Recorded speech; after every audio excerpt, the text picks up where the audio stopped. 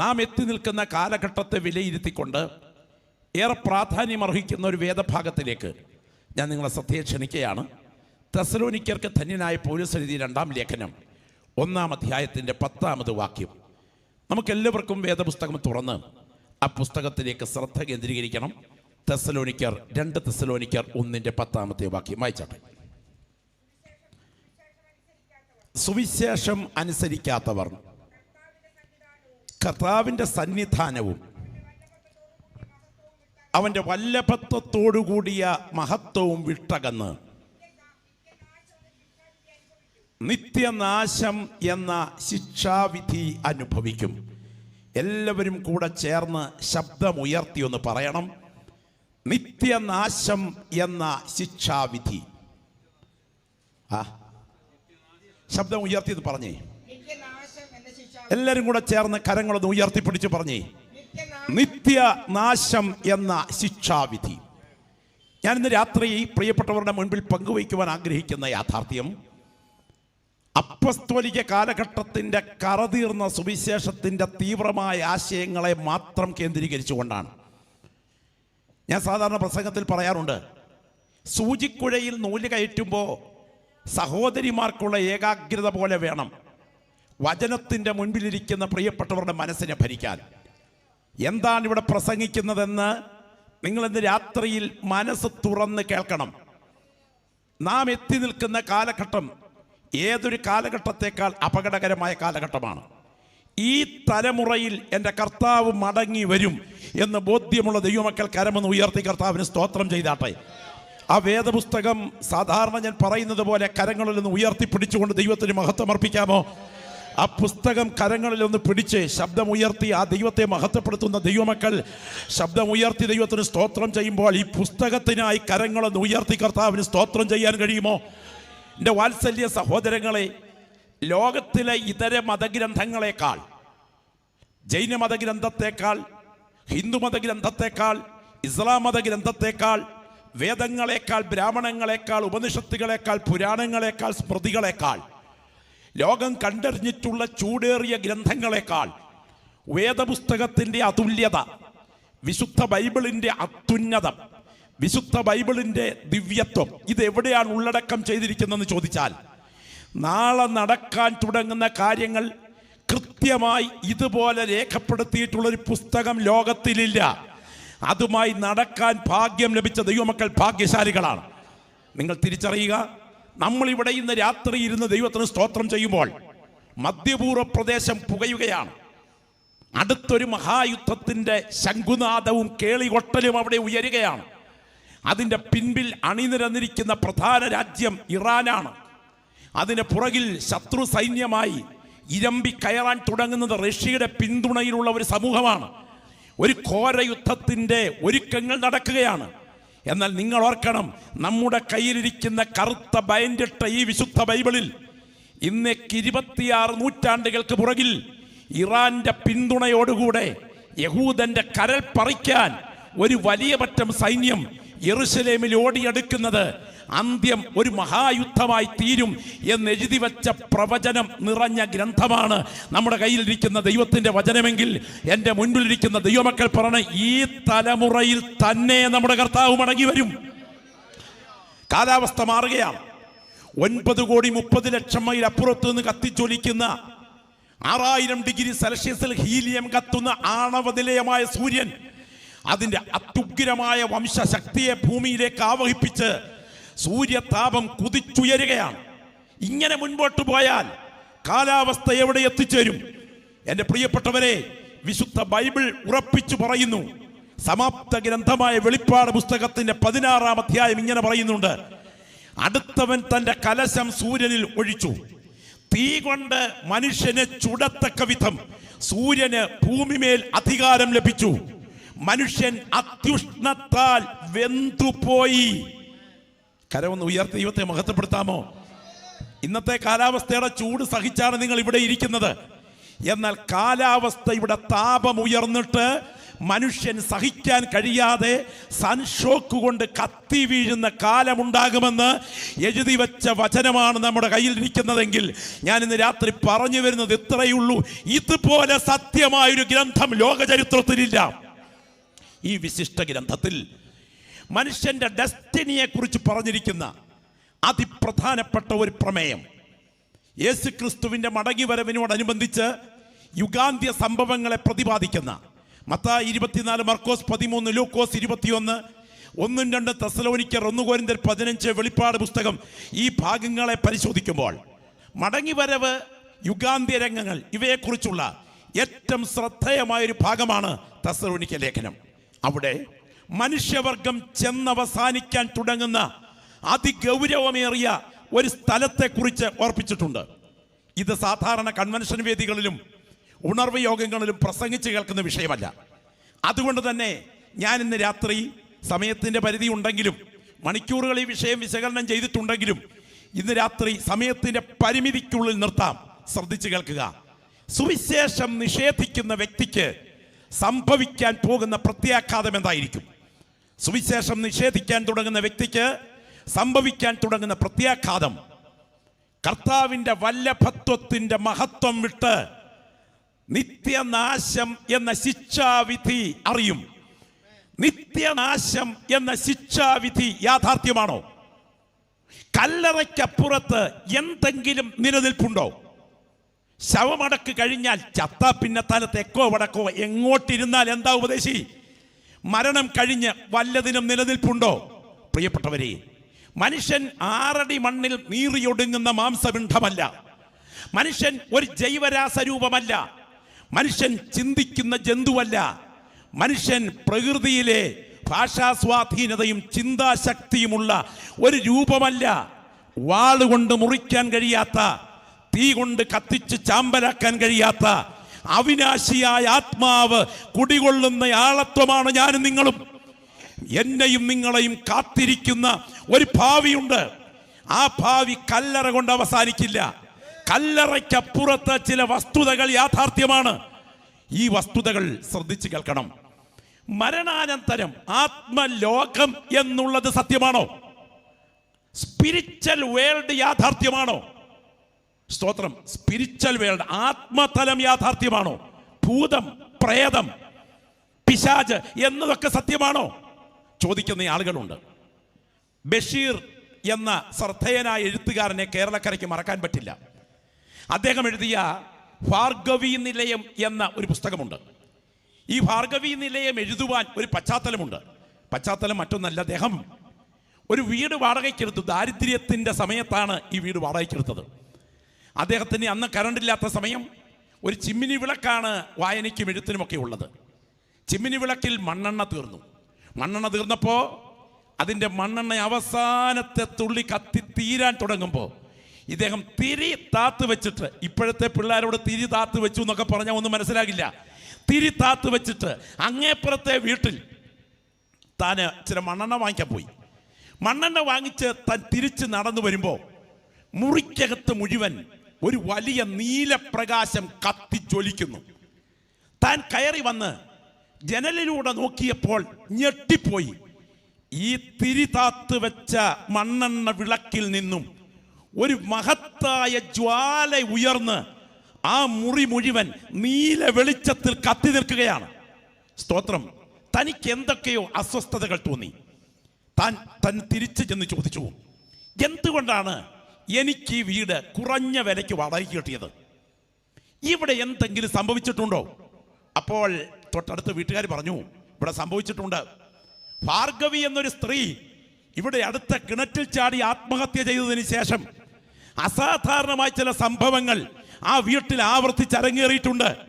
അതുകൊണ്ട് തന്നെ പ്രേതബാധയുള്ള വീട് എന്ന പേരിൽ ഈ വീട് മാറ്റിയിട്ടിരിക്കുകയാണ്. ഇവിടെ അങ്ങനെയൊന്നും ആൾക്കാർ താമസിക്കാറില്ല. അതുകൊണ്ട് തന്നെ വാടകയ്ക്ക് കൊടുക്കാൻ വയ്യാതിരിക്കുമ്പോഴാണ് നിങ്ങളെ കിട്ടിയത്. അതിനാലാണ് വാടക കുറച്ച് വീട് കിട്ടിയത്. അദ്ദേഹം അതിനെ കേന്ദ്രീകരിച്ച് ഭാർഗവീ നിലയം എന്ന് പറഞ്ഞുകൊണ്ട് ശ്രദ്ധേയമായൊരു ഗ്രന്ഥം എഴുതി.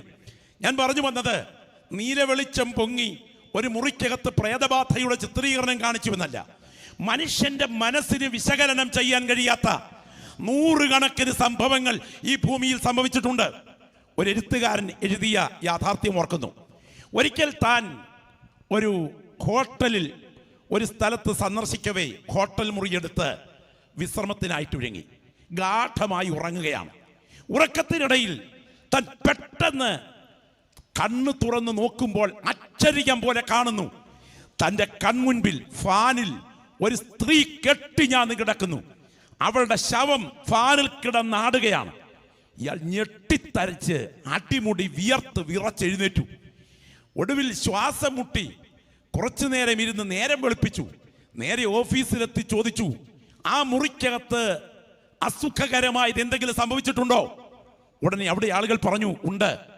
ഇത്ര മാസങ്ങൾക്ക് പുറകിൽ ആ മുറിക്കകത്ത് ഒരു യൗവനക്കാരി ആ മുകളിലത്തെ ഫാനിൽ കെട്ടി ഞാൻ ആത്മഹത്യ ചെയ്തതാ. ഞാൻ പറഞ്ഞു വന്നതിന്റെ സാരം, മനുഷ്യന് വിശകലനം ചെയ്യാൻ കഴിയാത്ത നിരവധി സംഭവങ്ങൾ ഇവിടെ നടന്നിട്ടുണ്ട്. എന്നാൽ ഇതിൽ പോഷ്കുണ്ട്, പച്ച പോഷ്കുണ്ട്. ഇതിൽ മാനസിക വിഭ്രാന്തിയുണ്ട്, മാനസിക വിഭ്രാന്തി.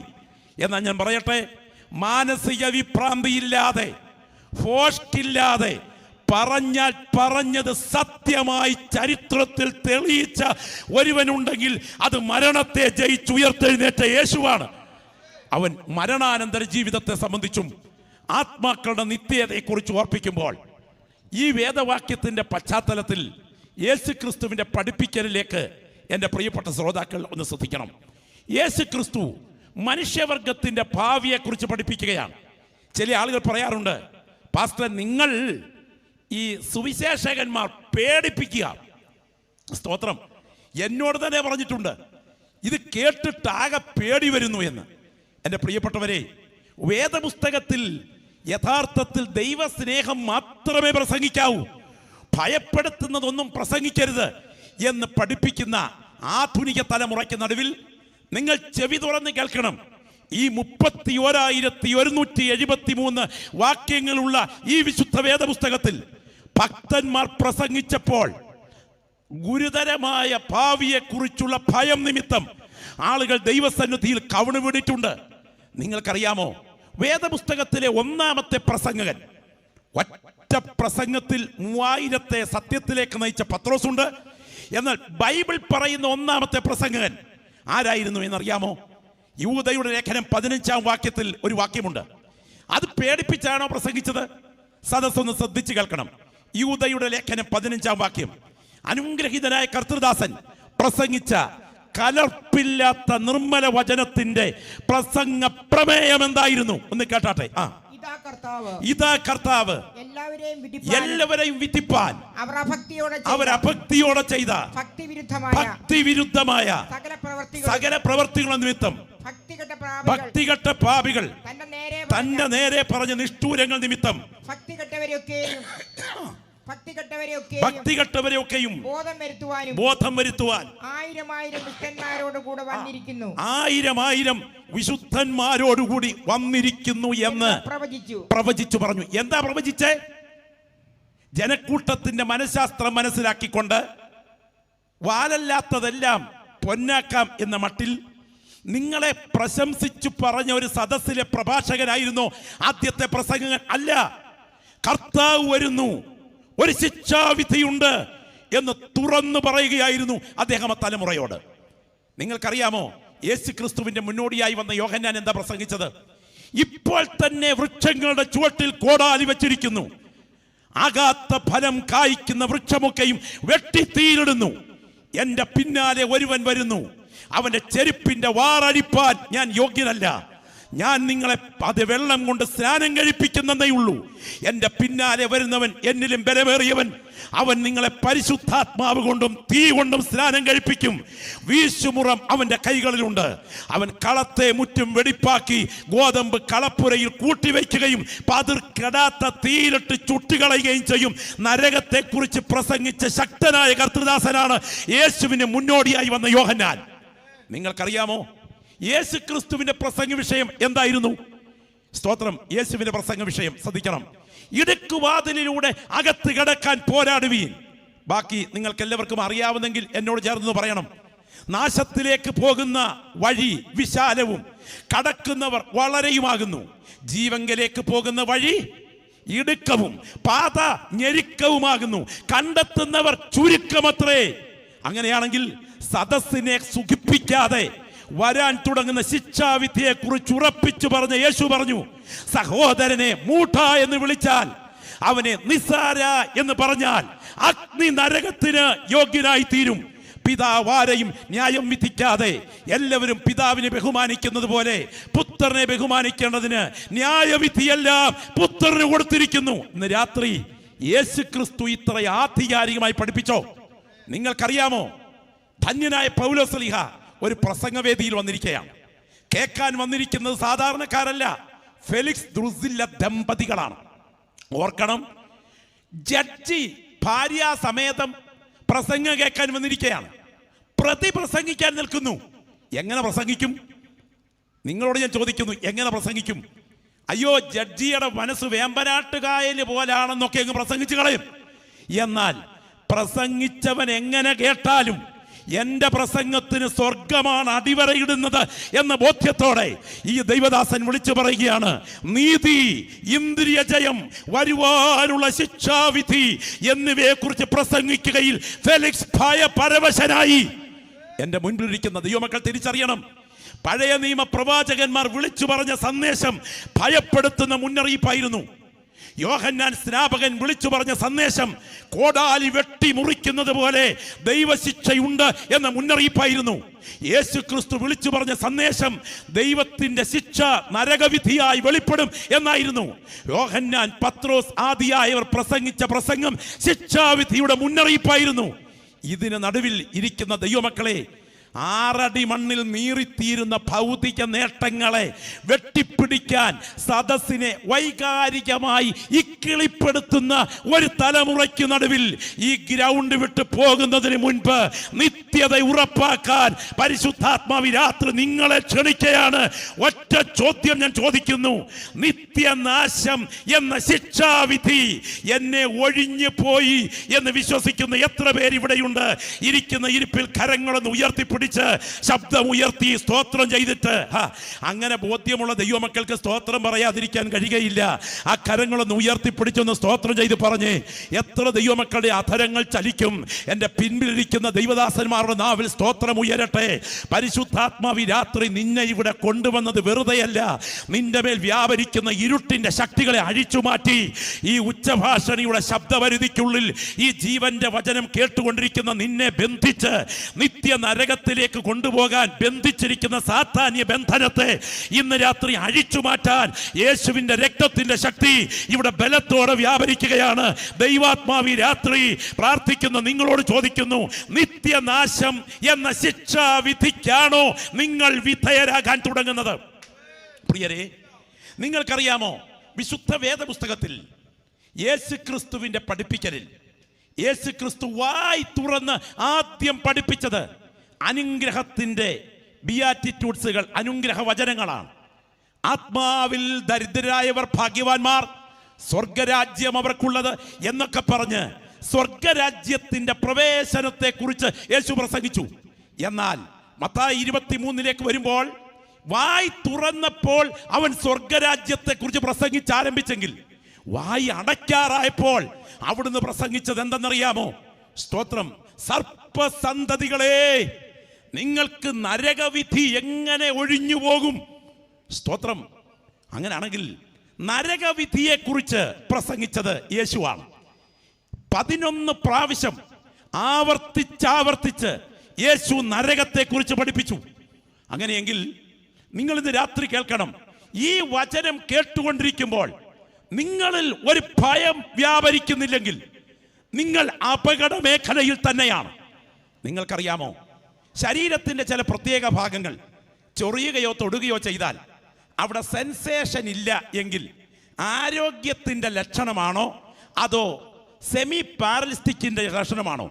വിവരമറിയാവുന്നവർക്കറിയാം, ചില ഭാഗത്ത് മരപ്പും പെരുപ്പും തരിപ്പും കൂടിയിട്ട് അവിടെ സ്പർശനശേഷി കുറഞ്ഞാൽ അവിടേക്കുള്ള ബ്ലഡ് സർക്കുലേഷൻ ഇല്ലാതെയായിട്ട് നിന്റെ ശരീരം ഗുരുതരാവസ്ഥയിലേക്ക് പോകാൻ പോകുന്നു എന്നതിൻ്റെ മുന്നറിയിപ്പാണ്. അങ്ങനെയാണെങ്കിൽ ഈ വചനത്തിന്റെ മുൻപിൽ നരകബോധ്യത്തിന്റെ ഒരു ഭയം നിന്നെ ഭരിക്കുന്നില്ലെങ്കിൽ അതിൻ്റെ അർത്ഥം നിന്റെ ആത്മീയ ആളത്വം അപകടത്തിലാണ്. നിങ്ങൾക്കറിയാമോ, ദൈവത്തിന്റെ ദാസൻ നോഹയോട് ദൈവം പറഞ്ഞു ഒരു പെട്ടകം ഉണ്ടാക്കണമെന്ന്. പട്ടിയും പൂച്ചയും എരുമയും എലിയും പുലിയും കോഴിയും കുറുക്കനും വരെ ക്യൂ നിന്ന് പെട്ടകത്തിൽ കയറി. നോഹ പെട്ടകമുണ്ടാക്കിയ 450 അടി നീളം, 75 അടി വീതി, 35 അടി പൊക്കമുള്ള പത്തേമാരി ഉണ്ടാക്കി. ആ പെട്ടകമുണ്ടാക്കലിനെ കുറിച്ച് നോഹ കുറിച്ചിരിക്കുന്നത് ഇങ്ങനെയാണ്: അവൻ ഭയഭക്തി പൂണ്ട് അവന്റെ കുടുംബത്തിന്റെ രക്ഷയ്ക്കായി ഒരു പെട്ടകം തീർത്തു. അങ്ങനെയാണെങ്കിൽ ഒരു ഭയം ഒരു ഭക്തനെ ഭരിക്കണം. ഞാൻ ചോദിക്കുന്നു, ഉണർവ് എന്ന് പറയുന്നത് വൈകാരികതയുടെ ഒരു തരം ഉന്മാദമാണോ, ദൈവ സാന്നിധ്യത്തിന്റെ ഭയത്തിന്റെ ബോധ്യമാണോ? വിശുദ്ധ തിരുവെഴുത്തിൽ നിന്ന് ഞാൻ തെളിയിക്കാനുണ്ടെങ്കിലും പറയട്ടെ, 80ഓളം ആളുകൾ കൂടിയ ഒരു വിജ്ഞ സദസ്സ്. ആ സദസ്സിന് നടുവിൽ അനുഗ്രഹിതനായ ഒരു കർത്തൃദാസൻ ചോദിച്ചു, നിങ്ങളിൽ ദൈവ സ്നേഹത്തെക്കുറിച്ച് പ്രസംഗം കേട്ട് രക്ഷിക്കപ്പെട്ടവർ എത്ര പേരുണ്ട്? ഒന്ന് കൈ ഉയർത്തിക്കേ എന്ന് പറഞ്ഞപ്പോ കൈ ഉയർത്താൻ ആരുമില്ല. അടുത്തതായിട്ട് ഈ ദൈവദാസൻ ചോദിച്ചു, ശരി, നിങ്ങളിൽ വരാൻ തുടങ്ങുന്ന ദൈവകോപത്തെക്കുറിച്ചും നിത്യ നരകത്തെക്കുറിച്ചും കേട്ടിട്ട് രക്ഷാനിർണയത്തിന് തീരുമാനമെടുത്ത എത്ര പേരുണ്ട്? അതിൽ 98% ആളുകൾ കൈ ഉയർത്തിയിട്ട് പറഞ്ഞു, ഞങ്ങൾ അവിടെയാണ് തീരുമാനമെടുത്തത്. അങ്ങനെയാണെങ്കിൽ ഇന്ന് രാത്രി ഈ ദൂത് കേട്ടുകൊണ്ടിരിക്കുമ്പോൾ നിങ്ങൾ മനസ്സിലാക്കണം, ഞാൻ ഇവിടെ പ്രസംഗിക്കുന്നത് സത്യമാണെങ്കിൽ, നിങ്ങൾ ഇവിടെ ഇരിക്കുന്നത് സത്യമാണെങ്കിൽ, ഇതുപോലെ യാഥാർത്ഥ്യമാണ് ഇന്നല്ലെങ്കിൽ നാളെ മരണം എന്ന യാഥാർത്ഥ്യത്തെ നീയും ഞാനും അഭിമുഖീകരിക്കുക എന്നുള്ളത്. നമ്മുടെയൊക്കെ ഇരിപ്പ് കണ്ടാൽ അടുത്ത കാലത്തെങ്ങും ഇവിടെ നിന്നും പോകുകയല്ലോ എന്നുള്ള മട്ടിലല്ലേ ഇരിപ്പ്. സ്തോത്രം. ഇടത്തും വലത്തും ഇരിക്കുന്നവർ പോയാലും ഞാൻ മാത്രം ചിരഞ്ജീവിയായിട്ട് ഇവിടെ കാണും എന്നാണ് നമ്മുടെ ധാരണ. എന്നാൽ യേശു ക്രിസ്തു മരണാനന്തര ജീവിതത്തെക്കുറിച്ച് പരാമർശിച്ച നരകത്തെക്കുറിച്ചുള്ള പ്രതിപാദ്യ വാക്യങ്ങൾ ഒന്ന് കേൾക്കണം. വായിച്ചാട്ടെ, മത്തായി സുവിശേഷം 25:46 വാക്യം. നരകത്തെക്കുറിച്ച് യേശുവിന്റെ പഠിപ്പിക്കൽ എന്തായിരുന്നു? വേഗം വന്നാട്ടെ. നരകം മത്തായി 25:46 വേഗം. ഇവർ നിത്യദണ്ഡനത്തിലേക്കും നീതിമാന്മാർ നിത്യജീവങ്കലേക്കും പോകും. അടുത്ത വാക്യം. ഈ വചനങ്ങളൊക്കെയും പറഞ്ഞു തീർന്ന ശേഷം 41 വാക്യം 25:41. പിന്നെ അവൻ ഇടത്തുള്ളവരോട് ശപിക്കപ്പെട്ടവരെ എന്നെ വിട്ട് പിശാചിനും അവന്റെ ദൂതന്മാർക്കും ഒരുക്കിയിരിക്കുന്ന നിത്യാഗ്നിയിലേക്ക് പോകുവീൻ. ഒന്ന് കരം ഉയർത്തി കർത്താവിന് സ്തോത്രം ചെയ്തേ. ഒന്നുകൂടെ ശബ്ദം ഉയർത്തി. നിങ്ങൾ ഇന്ന് രാത്രി പോകുന്ന വഴിക്ക് സാധാരണ പറയുന്ന പോലെ സൈക്കിളിനാ വന്നതെങ്കിൽ തിരിച്ചു പോകുമ്പോൾ ലോറി കിട്ടും എന്നൊന്നും അല്ല ഇവിടുത്തെ പ്രസംഗം. അപ്പസ്തോലിക പിതാക്കന്മാരുടെ പ്രസംഗത്തിന്റെ കറതീർന്ന ആശയം പറയുകയാണ്. യേശു ക്രിസ്തു പഠിപ്പിച്ച വാക്കുകൾ ശ്രദ്ധിക്കണം. ചത്ത പിന്നെ തല തെക്കോ വടക്കോ എങ്ങോട്ടിരുന്നാൽ എന്താ ഉപദേശി? മരണത്തോടെ കാര്യം തീർന്നു എന്നതാണ് പലരുടെയും ധാരണ. അല്ലെന്നേ, വിശുദ്ധ ബൈബിൾ ഉറപ്പിച്ചു പറയുകയാണ്. എന്താ ആന്റിയെ വായിച്ചത്? ഇടത്തുള്ളവരോട് ശപിക്കപ്പെട്ടവരെ എന്നെ വിട്ട് പിശാചിനും അവന്റെ ദൂതന്മാർക്കും ഒരുക്കിയിരിക്കുന്ന. ഞാൻ ഇന്ന് രാത്രി ഒരു കാര്യം ചോദിക്കട്ടെ, പിശാചിനും അവന്റെ ദൂതന്മാർക്കും നിത്യാഗ്നി എവർ ലാസ്റ്റിംഗ് ഫയർ ഒരുക്കിയിരിക്കുകയാണോ? നരകത്തെ സംബന്ധിച്ച് അഥവാ നിത്യനാശം എന്ന ശിക്ഷാവിധിയെ കുറിച്ചാണ് കേൾക്കുന്നത്. അങ്ങനെയാണെങ്കിൽ നരകത്തിലേക്ക് പോകുന്ന ആളത്വത്തിന്റെ പ്രത്യേകത എന്താണ്? നിത്യനാശം എന്ന ശിക്ഷാവിധി, നിത്യാഗ്നി, അത് ഒരുക്കിയിരിക്കുന്നെന്ന് ഞാനൊരു വാക്യം പറയുമ്പോൾ നിങ്ങൾക്ക് സന്തോഷമാകും. ഞാൻ നിങ്ങൾക്ക് സ്ഥലം എന്ന് പറഞ്ഞേ, ഞാൻ നിങ്ങൾക്ക് സ്ഥലം ഒരുക്കാൻ പോകുന്നു. ഞാൻ പോയി സ്ഥലം ഒരുക്കിയാൽ ഞാൻ ഇരിക്കുന്ന ഇടത്ത് നിങ്ങളും ഇരിക്കേണ്ടതിന് പിന്നെയും വന്ന് നിങ്ങളെ എൻ്റെ അടുക്കൽ ചേർത്തുകൊള്ളും. അല്ലേ? മുത്തുമയമായി വിളങ്ങും പട്ടണമാണത്. പുത്തൻ യെരൂശലേം പുരം തത്ര ശോഭിതം, വീതി സ്വച്ഛ സ്ഫടിക തുല്യ തങ്ക നിർമ്മിതമാം പട്ടണം, അതിന്റെ ഭംഗി വർണ്ണ്യമല്ലോ. പ്രത്യാശ നിറഞ്ഞ ദൈവമക്കൾ, പ്രതീക്ഷയോടെ കാത്തിരിക്കുന്ന ആ നിത്യ വീട്ടിൽ പോകാൻ കൊതിക്കുന്ന ദൈവമക്കൾ ഇരിക്കുന്ന ഇരിപ്പിൽ കരമുയർത്തിക്കൊണ്ട് പറയണം, ഈ രാത്രി നീ മരിച്ചാൽ നിന്റെ നിത്യത എവിടെ ചിലവഴിക്കും? അത് നിത്യ നരകമോ നിത്യ ജീവനോ? ശ്രദ്ധിക്കണേ, അവിടെ സ്വർഗം ഒരുക്കിയിരിക്കുകയാണ്. അങ്ങനെയാണെങ്കിൽ ഇവിടെ പരിശുദ്ധാത്മാവ് എഴുതിയിരിക്കുകയാണ്, സ്തോത്രം, പിശാചിനും അവന്റെ ദൂതന്മാർക്കും ഒരുക്കിയിരിക്കുന്ന. ചോദ്യം, ഒരുക്കിയിരിക്കുകയാണെങ്കിൽ നരകം ഒരുക്കിയതാരാണ്? ആരായി നരകം ഒരുക്കിയത്? നരകം ചിലരുടെയൊക്കെ ഇരിപ്പ് കണ്ടാൽ വീഗാലാൻഡിൽ പോന്ന പോലെ നരകത്തിൽ പോന്നെന്നാ. സ്തോത്രം. ഒരിക്കൽ ഒരു ചെറുപ്പക്കാരൻ്റെ ദൈവദാസന് പറഞ്ഞു, സാറേ, ഈ നരകത്തെക്കുറിച്ചൊക്കെ ഇത്ര ഗൗരവമായി പറയുന്നല്ലോ, 10 ഏക്കർ സ്ഥലം ഞാൻ അവിടെ വാങ്ങിച്ചിട്ടിട്ടുണ്ടെന്ന്. ഒരു അധ്യാപകനോട് പറഞ്ഞതാ, 10 ഏക്കർ സ്ഥലം ഞാൻ അവിടെ വാങ്ങിച്ചിട്ടിട്ടുണ്ടെന്ന്. സ്തോത്രം. ഞാൻ ഈ രാത്രി ഈ ദൂത് പറയുമ്പോൾ നിങ്ങളോട് പറയാം, നരകം എന്ന യാഥാർത്ഥ്യത്തെ വെറുക്കുന്ന ഒരു സമൂഹം ഈ തലമുറയിലുണ്ട്. നിങ്ങൾക്കറിയാമോ, എപ്പിസ്കോപ്പൽ വിഭാഗങ്ങളിലെ ഒരുപറ്റം പുരോഹിതന്മാരെ കുറിച്ച് ഈ അടുത്തിടയ്ക്ക് വന്ന് ഞെട്ടിപ്പിക്കുന്ന ഒരു യാഥാർത്ഥ്യം, ഒരു സർവേ ഉണ്ടായിരുന്നു.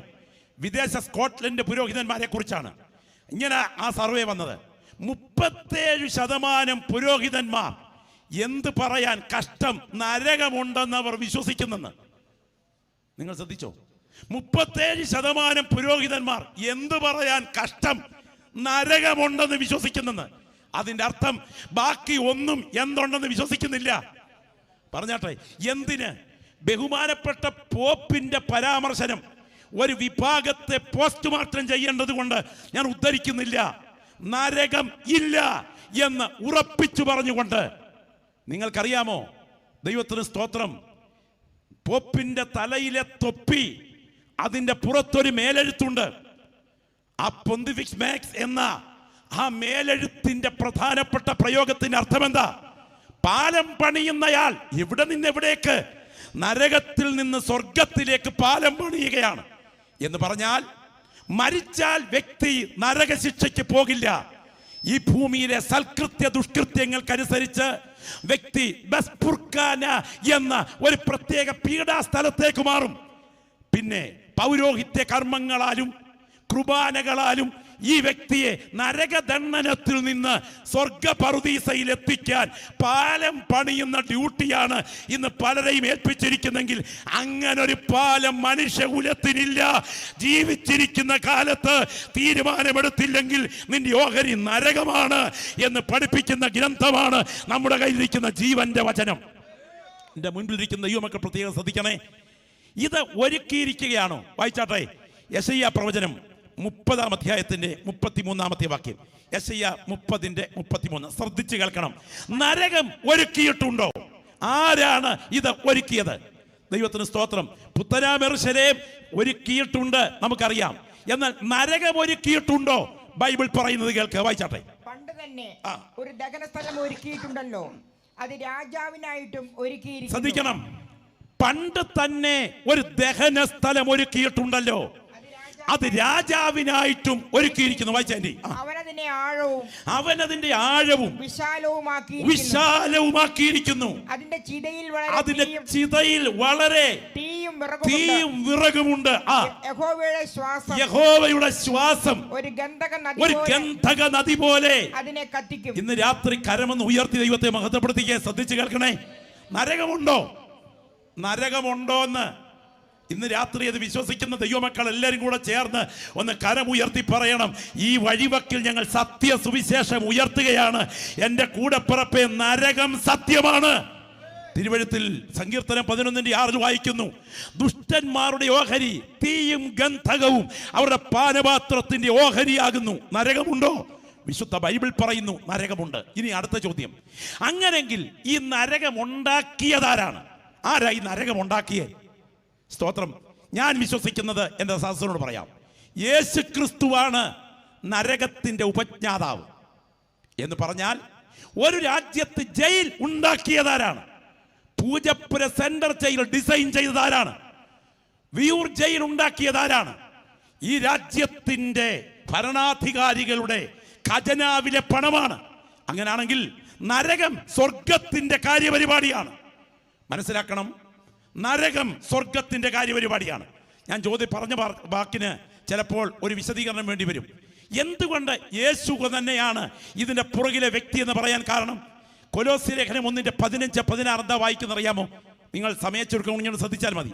സിംഹാസനങ്ങളാകട്ടെ, വാഴ്ചകളാകട്ടെ, കർത്തൃത്വങ്ങളാകട്ടെ, ദൃശ്യമായതും അദൃശ്യമായതും സകലതും അവൻ മുഖാന്തരം സൃഷ്ടിക്കപ്പെട്ടു എങ്കിൽ ഉളവായതൊന്നും അവനെ കൂടാതെ ഉളവായതല്ലെങ്കിൽ ഈ രാത്രി മരണത്തെ ജയിച്ചുയർത്തെഴുന്നേറ്റ യേശു അവന്റെ പൂർവകാല നിത്യതയിൽ ഈ പ്രപഞ്ച ചക്രവർത്തിയായി വാണരുളുന്ന എൻ്റെ ദൈവത്തിന്റെ ഏകജാതന്റെ കൂടെ ഡിസൈനിൽ തീർത്തു വച്ചിരിക്കുകയാണ് ശിക്ഷിക്കപ്പെടുന്ന വ്യക്തികൾക്കുള്ള നരകം.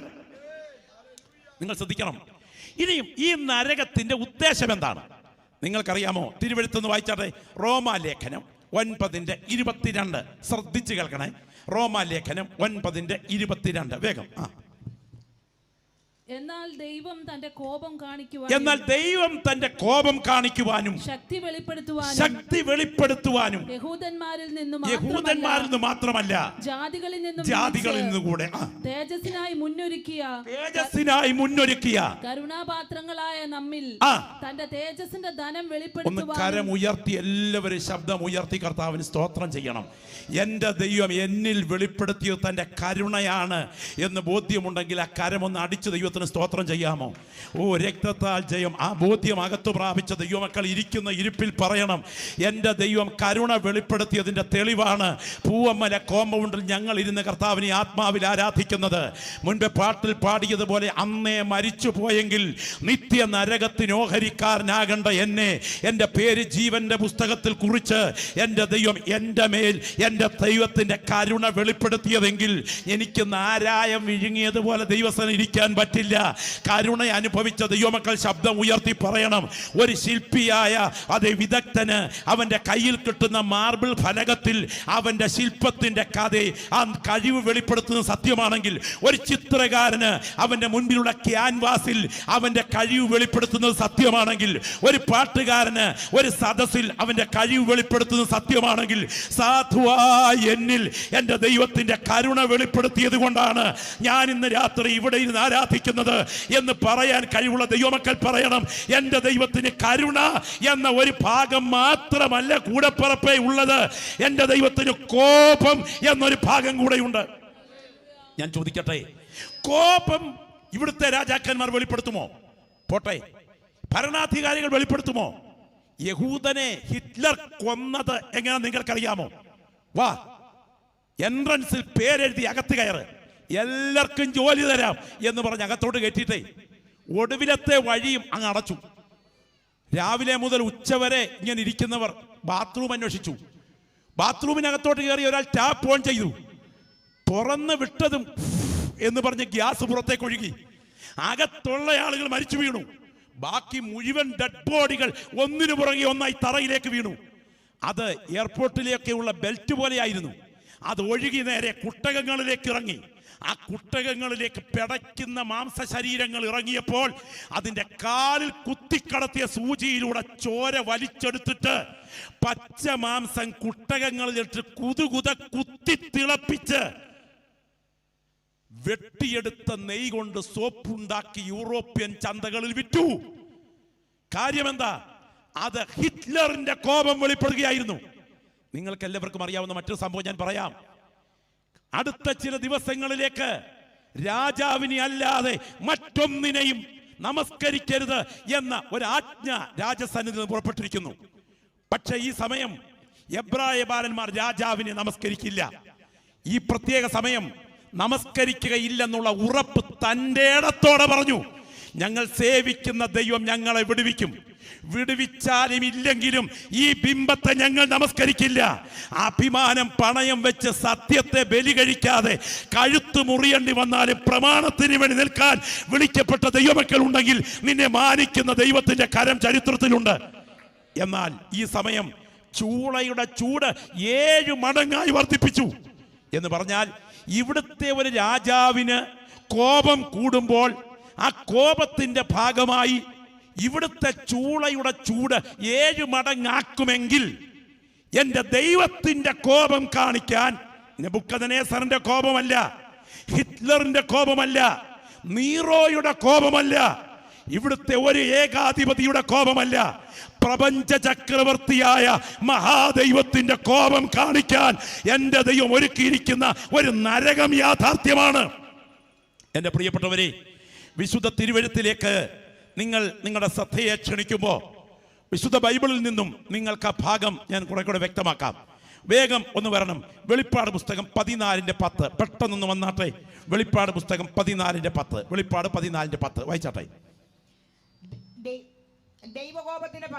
ദൈവകോപത്തിന്റെ പാത്രത്തിൽ കലർപ്പില്ലാതെ പകർന്നിരിക്കുന്ന ദൈവക്രോധ മദ്യം കുടിക്കേണ്ടി വരും. വായിച്ചാട്ടെ. വിശുദ്ധദൂതന്മാർക്കും കുഞ്ഞാടിന് മുൻപാകെ അഗ്നിഗന്ധകങ്ങളിൽ എല്ലാ പ്രിയപ്പെട്ടവരും കൂടെ കരമുയർത്തി പറഞ്ഞേ. ഒന്ന് ശ്രദ്ധിച്ചേ. അഗ്നിഗന്ധകങ്ങളിൽ എന്തനുഭവിക്കും? ഒന്ന് കരമുയർത്തി പറഞ്ഞേ. എവിടെ അനുഭവിക്കും? സ്തോത്രം. ഇന്ന് രാത്രി ഇത് മനസ്സിലാകാത്തതിന്റെ കാരണം നമ്മൾ ആ രംഗത്ത് നിന്ന് കാര്യമായി പോകാത്തത് കൊണ്ടാണ്. അഗ്നിഗന്ധകങ്ങളിൽ ദണ്ഡനം അനുഭവിക്കുമെന്ന് ബൈബിൾ പറഞ്ഞിരിക്കുന്നത് സത്യമാണെങ്കിൽ ശരീരരഹിതരായ ആത്മാക്കൾ നരകത്തിൽ കിടന്ന് പിടയുമെന്ന് എൻ്റെ കയ്യിലിരിക്കുന്ന ജീവന്റെ വചനം ഉറപ്പിച്ചു പറയുന്നെങ്കിൽ നിങ്ങളെ സുഖിപ്പിക്കാൻ വിളിച്ചു പറയുകയല്ല, ഈ സത്യം വിളിച്ചു പറയുന്നു.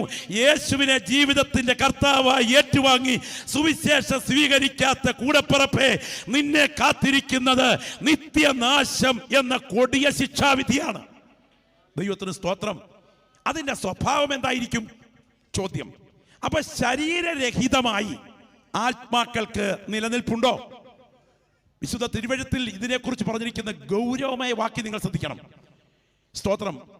നിന്റെ കണ്ണ് നിനക്കിടർച്ച വരുത്തുന്നെങ്കിൽ ബാക്കി അതിനെ ചുഴന്നെടുത്ത് എറിഞ്ഞുകളക. 2 കണ്ണുള്ളവനായി നരകത്തിൽ പോകുന്നതിനേക്കാൾ ഒറ്റക്കണ്ണനായി ജീവനിൽ കടക്കുന്നത് നിനക്ക് നല്ലത്. നിന്റെ കൈ നിനക്കിടർച്ച വരുത്തുന്നെങ്കിൽ അതിനെ വെട്ടിയെടുത്ത് എറിഞ്ഞുകളക. 2 കൈയുള്ളവനായി നരകത്തിൽ പോകുന്നതിനേക്കാൾ ഒറ്റക്കയ്യനായി ജീവനിൽ കടക്കുന്നത് നിനക്ക് നല്ലത്. സ്തോത്രം. എന്നിട്ട് യേശു പറഞ്ഞു, അവിടുത്തെ പുഴു ചാകില്ല, അവിടുത്തെ തീ കടില്ല. വചനത്തിൽ സത്യസന്ധമായി പറയുന്നു, അവിടെ എല്ലാവരും തീ കൊണ്ട് ഉപ്പിടും. ഒന്ന് കരമുയർത്തി സ്തോത്രം പറഞ്ഞേ. ഈ മത്തി ഊറക്കിടുന്നത് കണ്ടിട്ടുള്ളവരെന്ന് കൈയുയർത്തിക്കും. മത്തി ഊറക്കിടുന്നത് നിങ്ങൾ ബാക്കിയുള്ളവരാരും കണ്ടിട്ടില്ലേ? മീൻ ഊറക്കിടുന്നത് കണ്ടിട്ടുണ്ടല്ലോ? ഒന്ന് കൈയുയർത്തിക്കുക. മീൻ ഊറക്കിടുന്നത് കണ്ടിട്ടുള്ളത്? ചാക്ക് കൊണ്ടുവരും, ചാക്കിനകത്തോട്ട് ഉപ്പ് നിറയ്ക്കും. ആ ഉപ്പ് ഒരു ലെയർ ഇട്ടതിന് ശേഷം മത്തി അടുക്കും. അടുത്തതായിട്ട് വീണ്ടും മത്തിയുടെ മുകളിൽ ഉപ്പെടുക്കും. ഇങ്ങനെ തീയ് മനുഷ്യൻ, മനുഷ്യൻ തീയ്, തീയ് മനുഷ്യൻ, മനുഷ്യൻ തീയ്. ചിലർ ഇത് പറഞ്ഞുകൊണ്ടിരിക്കുമ്പോൾ എന്നെ വല്ലാതെ തുറിച്ചു നോക്കുന്നു. ഇത് വല്ലതും നടക്കുന്ന കാര്യമാണോന്ന്. ദൈവത്തിന് സ്തോത്ര. കുഞ്ഞേ, പറഞ്ഞത് മനുഷ്യനല്ല, ഈ പ്രപഞ്ച ചക്രവർത്തിയായി എൻ്റെ രക്ഷകനാ പറഞ്ഞത്. ആത്മാക്കളെ തീക്കകത്ത് ചുടുന്ന ദിവസങ്ങൾ കൺമുൻപിലുണ്ടെന്ന്. ദൈവത്തിന് സ്തോത്രം. നിങ്ങൾക്കറിയാമോ, ശരീരരഹിതമായി ആത്മാക്കൾക്ക് നിലനിൽപ്പുണ്ടോ? ഇന്ന് നമ്മൾ ഇരിക്കുമ്പോൾ ഇതിനെക്കുറിച്ച് അധികം ചിന്തിക്കില്ല. ഒരിക്കൽ ശ്രദ്ധേയനായ ഒരു നിരീശ്വരവാദി, അദ്ദേഹത്തിന്റെ പേര് തന്നെ റെയ്മൻ മൂഡി എന്നാണ്. അദ്ദേഹം ക്ലിനിക്കിൽ ചെക്ക് ചെയ്തുകൊണ്ടിരുന്ന രോഗി അസമയത്ത് മരിച്ചു. പെട്ടെന്ന് മരിച്ചപ്പോൾ തന്നെ ആളിന്റെ ശരീരം ഡ്രസ് ചെയ്യാൻ നേഴ്സ് റൂമിലേക്ക് കൊടുത്തുവിട്ടു, ഡോക്ടേഴ്സ് റൂമിലേക്ക് കൊടുത്തുവിട്ടു. മൂക്ക് പഞ്ഞി വെച്ച് തിരുകി ശരീരം ഇങ്ങനെ ഡ്രസ് ചെയ്യുക. പെട്ടെന്ന് ഈ കൺപോള ചലിച്ചു. ഓടിച്ചെന്ന് ഡോക്ടർ പറഞ്ഞു, ഡോക്ടർ, ആ ബോഡിയുടെ കൺപോള ചലിക്കുന്നു. പ്രഥമ ശുശ്രൂഷ നൽകി, ഓക്സിജൻ കൊടുത്തു, തിരിച്ചു വന്നു ജീവൻ. അപ്പൊ ചോദിച്ചു, താങ്കളുടെ അനുഭവം എന്താ? പറഞ്ഞു, ഇതിനകത്ത് നിന്ന് ഞാൻ പുറത്തിറങ്ങിയപ്പോ എന്റെ ശരീരം താഴെ കിടക്കുന്നത് ഞാൻ നേരിട്ട് കണ്ടു. ദൈവാസ്തിക്ക് നിഷേധിയായ ഇദ്ദേഹത്തിന് അന്വേഷണം ആരംഭിച്ചു. അമ്മൂമ്മ കഥയല്ല കേട്ടോ, ഡാക്കിനി അമ്മൂമ്മയുടെ കഥ പറയാൻ നിൽക്കുകയല്ല ഞാൻ. ഇവിടെ ഈ പറയുന്നത് സത്യമായ കാര്യമാണ്.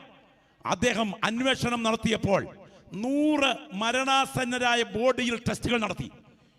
ഒരു പെൺകുട്ടി മരിച്ചു. അവൾ ജീവനിലേക്ക് തിരിച്ചു വന്നപ്പോൾ അവളോട് ചോദിച്ചു, മോളെ നിന്റെ അനുഭവം എന്താ?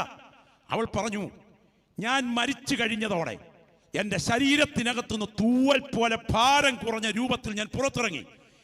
അങ്ങനെ ചെയ്തുകൊണ്ടിരിക്കുന്ന ചെക്കപ്പുകൾ ഞാൻ മാറി നിന്ന് കണ്ടു. ഒരു ചെറുപ്പക്കാരൻ മുങ്ങി മരിച്ചിട്ട് ഹോസ്പിറ്റലിൽ കൊണ്ടുവന്ന് അദ്ദേഹം ജീവനിലേക്ക് തിരിച്ചു വന്നു. അദ്ദേഹത്തിന്റെ അനുഭവം പറയുകയാണ്, ഞാനും എൻ്റെ അനിയനും കൂടെ ഈ നദിയിൽ നീന്തുകയായിരുന്നു. പെട്ടെന്ന് എന്താ സംഭവിച്ചെന്നറിയില്ല, എൻ്റെ ശരീരത്തിനകത്തു നിന്ന് ഞാൻ രൂപരഹിതമായി പുറത്തിറങ്ങി. എൻ്റെ ആളത്വം എനിക്കറിയാം, പക്ഷേ എൻ്റെ ബോഡി നദിക്കരയിൽ കിടക്കുന്നത് ഞാൻ നേരിട്ട് കണ്ടു. ഈ സമയത്ത് നിരീശ്വരവാദിയായി ഈ മനുഷ്യൻ കുറിച്ച ഗ്രന്ഥത്തിന്റെ ഒടുവിലത്തെ വരികൾ അദ്ദേഹം ഇങ്ങനെയാണ് അവസാനിപ്പിച്ചത്: കിട്ടിയിടത്തോളം തെളിവുകളുടെ വെളിച്ചത്തിൽ പഠിച്ചാൽ മരണം മനുഷ്യ ജീവിതത്തിന്റെ അന്ത്യമല്ല, അത് മറ്റൊന്നിലേക്ക് പ്രവേശിക്കുന്ന ലോകമാണ്. എന്ന് കരമുയർത്തിപ്പിടിച്ച പ്രിയരെ, ഞാൻ ഈ രാത്രി നിങ്ങളോടൊരു കാര്യം ചോദിക്കട്ടെ. ചെറുപ്പക്കാരുടെ മരണം വർദ്ധിക്കുകയല്ലേ? ഇന്ന് പകലും ഞാൻ ഒരു ഡെഡ് ബോഡിയുടെ മുൻപിൽ നിന്ന് ശവസംസ്കാര ശുശ്രൂഷയുടെ ഒടുവിലത്തെ സമയം കഴിച്ചിട്ടാണ് വന്നേ. ഞാൻ ഇന്നതുപോലെ ഓർക്കുന്നു, അത്തിക്കയത്തെ എൻ്റെ ഒരു ബന്ധുവിൻ്റെ വീട്ടിൽ എൻ്റെ ഒരു പ്രിയപ്പെട്ടവൻ്റെ ശവമടക്കിൽ ഞാൻ പ്രസംഗിച്ചിട്ട് ഇറങ്ങുമ്പോൾ എൻ്റെ ഒരു പ്രിയപ്പെട്ടവൻ എന്നെ വിളിച്ചു പറഞ്ഞു, രാജു പാസ്റ്ററെ, അഭിമാനമുണ്ട്, കാരണം ശ്രദ്ധിച്ച് കേട്ടോണ്ടിരിക്കുകയായിരുന്നു.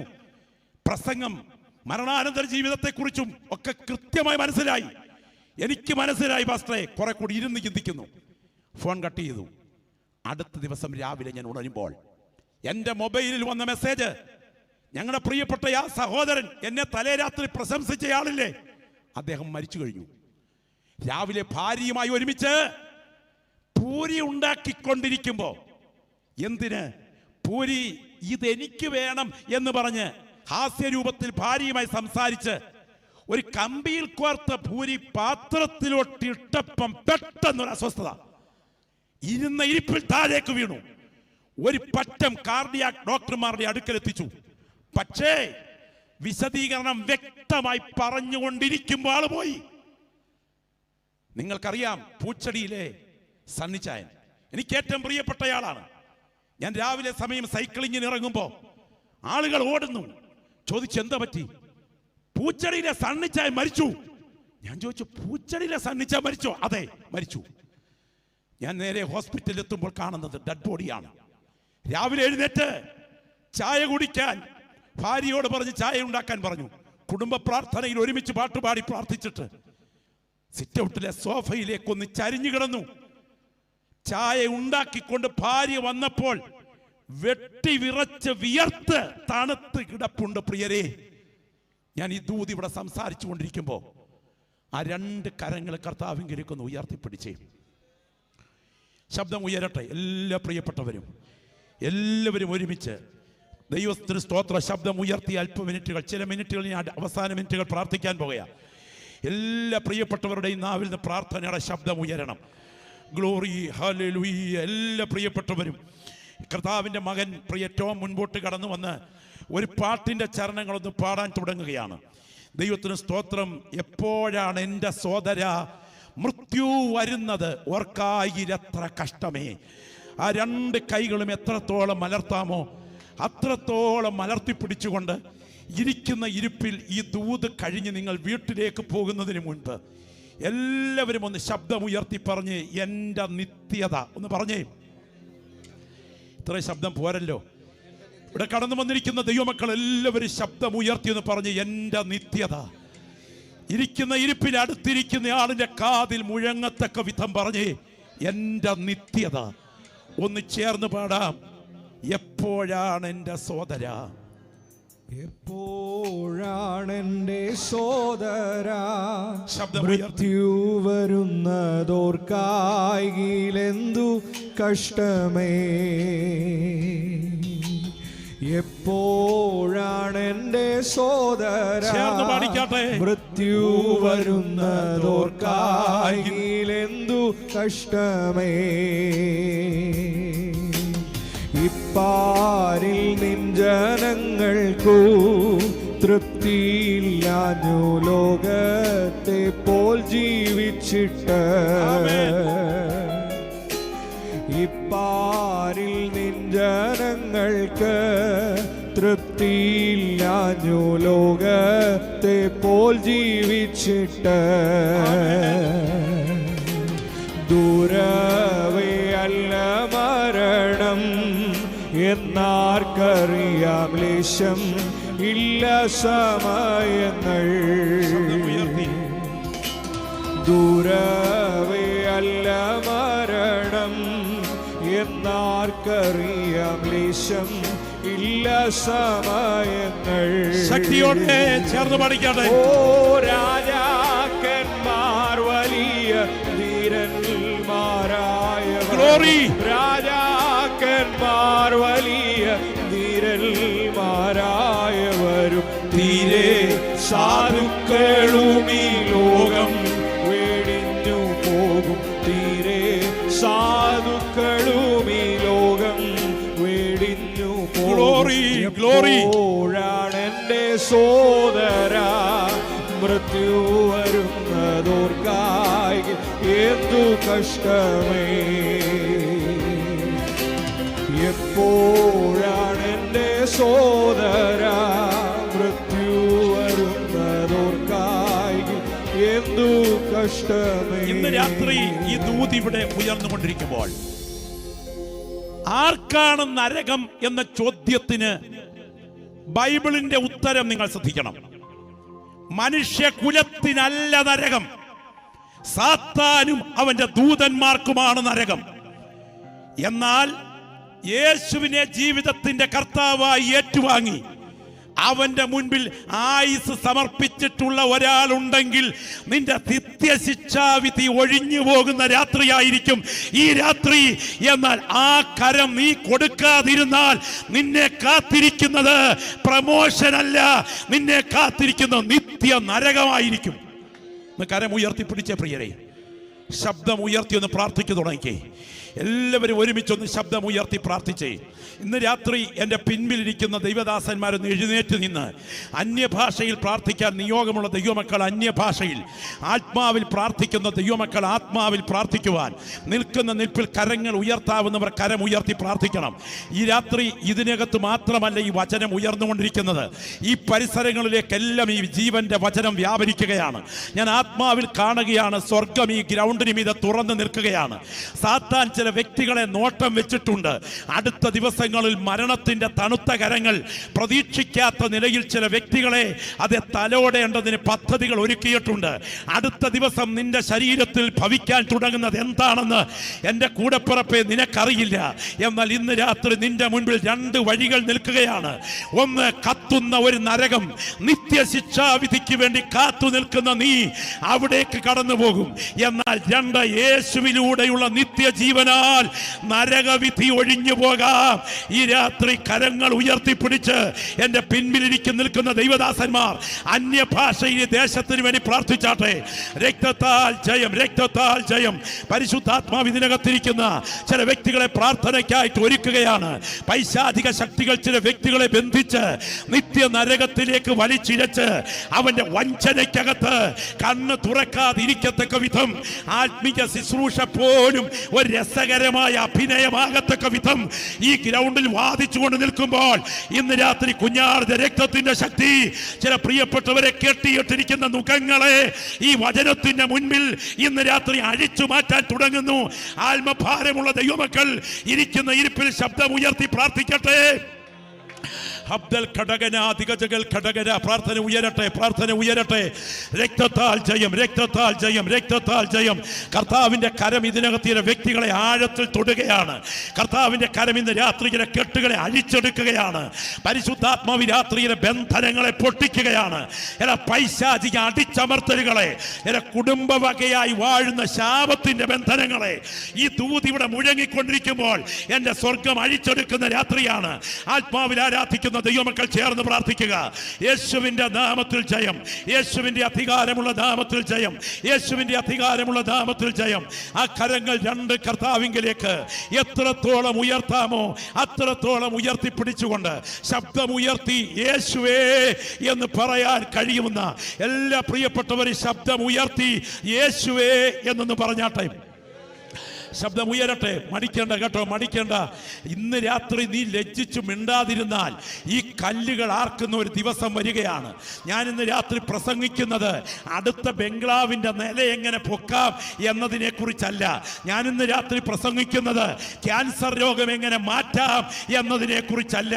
ഞാൻ ഇന്ന് രാത്രി പ്രസംഗിക്കുന്നത് അടുത്ത കാർ എങ്ങനെ വാങ്ങിക്കാം എന്നതിനെ കുറിച്ചല്ല. കൂടെ പറപ്പേ, നിന്റെ ബയോപ്സി റിപ്പോർട്ട് ക്യാൻസർ ആയാൽ, അടുത്ത ആക്സിഡന്റ് മരണത്തിന് വഴിതെളിച്ചാൽ, നിന്റെ ജീവൻ ഇവിടുന്ന് പറന്നകന്നാൽ, ഞാൻ പറുദീസയിലെത്തുമെന്ന് ബോധ്യമില്ലാത്ത ഒരാൾ ഇവിടെ ഉണ്ടെങ്കിൽ നിന്റെ കെട്ടഴിയുന്ന രാത്രിയാണ് ഈ രാത്രി. ഒരുപറ്റം ദൈവമക്കൾ ആത്മാവിൽ പ്രാർത്ഥിക്കുകയാണ്. യേശുവിന്റെ രക്തത്താൽ ചില ബന്ധനങ്ങൾ അഴിയട്ടെ. ശബ്ദമുയരട്ടെ, ശബ്ദമുയരട്ടെ. അന്യഭാഷയിൽ പ്രാർത്ഥിക്കാവുന്ന ദൈവമക്കൾ ഇന്ന് രാത്രി ഇരിക്കുന്ന ഇരിപ്പിൽ അന്യഭാഷയിൽ പ്രാർത്ഥിക്കു തുടങ്ങിക്കാട്ടെ. മടിക്കേണ്ട, മടിക്കേണ്ട. പ്രാർത്ഥന ഉയരട്ടെ, പ്രാർത്ഥന ഉയരട്ടെ. ഞാൻ വിശ്വസിക്കുന്നു ഈ ഗ്രൗണ്ടിൽ മാത്രമല്ല ഈ ദൈവവചനത്തിന്റെ ശക്തി വ്യാപരിക്കുന്നത് ഈ സോഷ്യൽ മീഡിയ പ്ലാറ്റ്ഫോമിൽ ഈ രാത്രി ജീവന്റെ വചനം ഇടപെടുകയാണ്. രക്തത്താൽ ജയം, രക്തത്താൽ ജയം. ഈ രാത്രി ഓർക്കുക, 11 ഉയർത്തിക്കെട്ടിയ ഓരോരോ ബോർഡുകൾക്കകത്ത് ഇതുവഴി പോകരുത്, ഇതുവഴി പോകരുത്, ഇതുവഴി പോകരുത്, ഇതുവഴി പോകരുത് എന്ന് മുന്നറിയിപ്പ് നൽകുന്നത് പോലെ യേശു 11 വട്ടം ആവർത്തിക്കുകയാണ്. നിത്യ നരകം, നിത്യ നരകം, നിത്യ നരകം അത് നിന്നെ കാത്തിരിക്കുന്നു, നീ അതുവഴി പോകരുത്.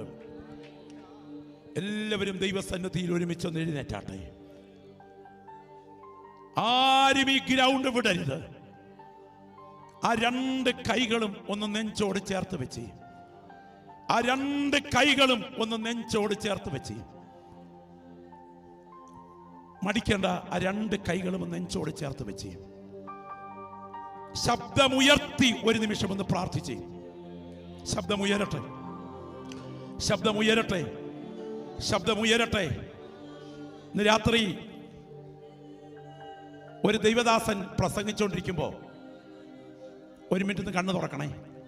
ഒരു ദൈവദാസൻ, ശ്രദ്ധിച്ച് എല്ലാവരും ശ്രദ്ധിച്ച്. ഒരു ദൈവദാസൻ പ്രസംഗിച്ചുകൊണ്ടിരിക്കുക. സ്തോത്രം. കിഴക്കൻ മേഖലയിലാണ്, വണ്ടി സൗകര്യമില്ലാത്ത സ്ഥലമാണ്. പെട്ടെന്ന് മുന്നിലിരുന്നൊരു അമ്മച്ചി ബോധരഹിതയായി നിലത്ത് വീണു. അമ്മച്ചി നെഞ്ച് തപ്പിപ്പിടിച്ചോണ്ട നിലത്ത് വീണേ. ഓടിച്ചെന്ന് അടുത്തൊരു നേഴ്സ് ഉണ്ടായിരുന്നു, പൾസ് പിടിച്ച് നോക്കിയപ്പോൾ ആള് പോയി. പക്ഷെ ഒരു വണ്ടി വന്ന് ഈ സഹോദരിയെ ഹോസ്പിറ്റലിൽ എത്തിക്കണമെങ്കിൽ ഒത്തിരി സമയമെടുക്കും. ചുറ്റുമിരുന്ന് ദൈവമക്കൾ കൈ കോർത്ത് പിടിച്ച് കരഞ്ഞ് പ്രാർത്ഥിക്കാൻ തുടങ്ങി. ഞാനൊരു ദൂത് പറയാം. സമയമാകുന്നതിന് മുൻപ് മരണദൂതന്റെ കരം നിന്റെ മേൽ വെച്ചാൽ പ്രാർത്ഥിക്കുന്ന ഒരുപറ്റം ദൈവമക്കൾ ഉണ്ടെങ്കിൽ ആ ബന്ധനത്തെ അഴിച്ചു മാറ്റാനുള്ള ശക്തി പ്രാർത്ഥനയുടെ പുറകിൽ വ്യാപരിക്കുന്നുണ്ട്. എന്തിന്? 2-2.5 മണിക്കൂർ കഴിഞ്ഞപ്പോൾ വണ്ടി വരാറായി. പക്ഷേ 2 മണിക്കൂർ കഴിഞ്ഞപ്പോൾ ഈ സഹോദരി വെള്ളം ചോദിച്ചു. ഈ 2 മണിക്കൂർ എവിടായിരുന്നു എന്ന് ദൈവദാസൻ ചോദിച്ചു. പറഞ്ഞു കേൾക്കണോ? അയ്യോ, ഞാൻ പോയ വഴി, നിങ്ങളെല്ലാവരും ഇവിടെ ഇരിക്കുമ്പോൾ എനിക്ക് വേദന തുടങ്ങി, അഞ്ചൈന തുടങ്ങി, ചുരുണ്ടി ഞാൻ തറയെ വീണു. പെട്ടെന്ന് ഈ ശരീരത്തിനകത്തു നിന്ന്, അമ്മുമ്മക്കഥയല്ല കേട്ടോ, ശ്രദ്ധിച്ച് കേൾക്കണം, എന്റെ ശരീര രൂപത്തിന് തുല്യമായി ഞാൻ പുറത്തിറങ്ങി. നിങ്ങളൊന്ന് ശ്രദ്ധിച്ചേ. ഒരമ്മച്ചി നിലത്ത് കിടക്കുക, അമ്മച്ചി പറയുക, എന്റെ ശരീര രൂപത്തിന് തുല്യമായി ഞാൻ പുറത്തിറങ്ങി. ആ ചെവിക്ക് നല്ല കേൾവി, ആ കണ്ണിന് നല്ല കാഴ്ച, ആ രൂപം എന്റെ ബോഡിയെ നേരിട്ട് കണ്ടു. സ്തോത്രം. വി ആർ കൃഷ്ണയ്യറെ അറിയുമോ? കൃഷ്ണയ്യർ ഭാര്യയുടെ മരണം വരെ നിരീശ്വരവാദിയായ അദ്ദേഹം പഠിച്ചിട്ട് പറയുന്നു, മരണം അന്ത്യമല്ല. എന്നാൽ ഈ അമ്മച്ചി പറയുക, ഞാൻ മുകളിലേക്ക് യാത്രയായി. യാത്രയ്ക്ക് മുൻപിൽ ഞാനൊരു കവാടത്തിലെത്തി. ഒരു നദി ഒഴുകുകയാണ്, മരണയോർദാനാണ് എന്നെനിക്ക് മനസ്സിലായി. മറുകര കടക്കാൻ നിൽക്കുമ്പോൾ തേജസ് ഉടുത്ത വെള്ളിച്ചിറകുള്ളൊരു ദൂതൻ എന്റെ മുൻപിൽ പറയുകയാണ്, ഒരു സഭ നിനക്കായി പ്രാർത്ഥിക്കുന്നു, മടങ്ങിപ്പോകൂ. ഞാൻ ഇതിനകത്ത് വന്ന് കയറി. ഒന്ന് കരമടിച്ച് ദൈവത്തെ ആരാധിച്ച ദൈവമക്കളെ, ഞാൻ ഈ രാത്രി പറയാം, മുട്ടുവേദന മാറാനല്ല സുവിശേഷ യോഗം, നിന്റെ നിത്യ നരകം ഒഴിയാനാണ് എങ്കിൽ ഈ ദൂത് കേട്ടോണ്ടിരിക്കുമ്പോ എന്റെ പേര് ജീവന്റെ പുസ്തകത്തിലുണ്ടോ എനിക്കറിയില്ല. ഇന്ന് രാത്രി നിത്യ നരകം എനിക്ക് വേണ്ട, യേശു എനിക്ക് മതി എന്ന് ആഗ്രഹിക്കുന്ന പ്രിയപ്പെട്ടവരാ, നെഞ്ചോട് കൈകളൊന്ന് വെച്ചേ, ശബ്ദമുയരട്ടെ, നെഞ്ചോട് കൈകളൊന്ന് വെച്ചേ. പാസ്റ്ററെ, ഈ രാത്രി മീറ്റിങ്ങിന് ഞാൻ വന്നു.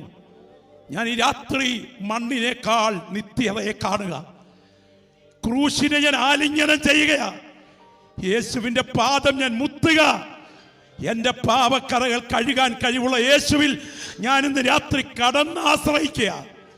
എനിക്ക് ഒരു പടി കൂടെ മുന്നേറാൻ പ്രാർത്ഥന വേണം എന്ന് കൊതിക്കുന്ന നിങ്ങൾ കരങ്ങളൊന്ന് ഉയർത്തിപ്പിടിച്ചേ. ഓ, രക്തത്താൽ ജയം, രക്തത്താൽ ജയം. യേശു പ്രഖ്യാപിച്ച നിത്യനാശം എന്ന നരകം പിശാചിനും അവന്റെ ദൂതന്മാർക്കും ഒരുക്കിയിരിക്കുന്ന നരകം, രാജാവിന്റെ കോപത്തേക്കാൾ മഹാദൈവത്തിന്റെ കോപം കത്തി നിൽക്കുന്ന നരകം, മരണമെന്ന പ്രതിഭാസം കഴിഞ്ഞാൽ കൂടപ്പിറപ്പേ നിന്നെ കൊണ്ടുപോകാൻ കാത്തു നിൽക്കുമ്പോ നിന്റെ രക്ഷയ്ക്ക് വേണ്ടി വെളിപ്പെട്ടതാണ് കാൽവറിയിലെ സ്നേഹം.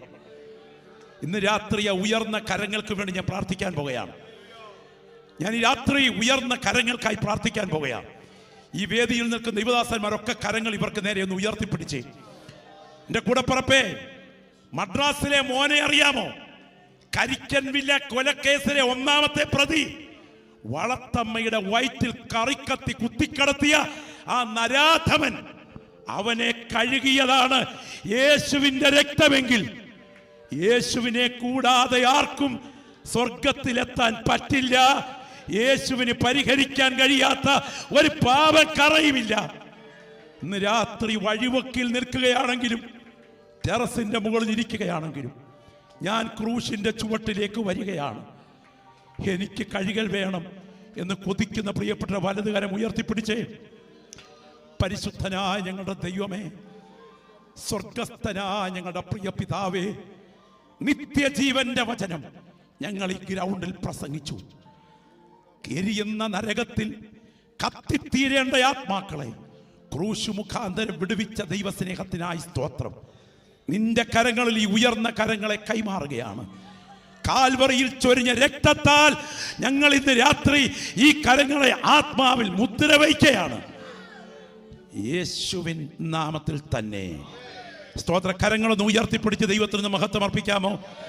എല്ലാ ദൈവമക്കളും ഒരു പാട്ടിന്റെ ചരണങ്ങളെ രണ്ട് കരങ്ങൾ ഉയർത്തിപ്പിടിച്ച് ഒന്ന് ചേർന്ന് പാടിക്കൊണ്ട് യോഗം അവസാനിപ്പിക്കാൻ തുടങ്ങുകയാണ്. മറക്കരുത്, സുവിശേഷ യോഗത്തിന്റെ ആത്യന്തിക ലക്ഷ്യം ആത്മാക്കളെ നിത്യതയ്ക്കായി ഒരുക്കുകയാണ്. ദൈവത്തിന് സ്തോത്രം. ഹല്ലേലൂയ.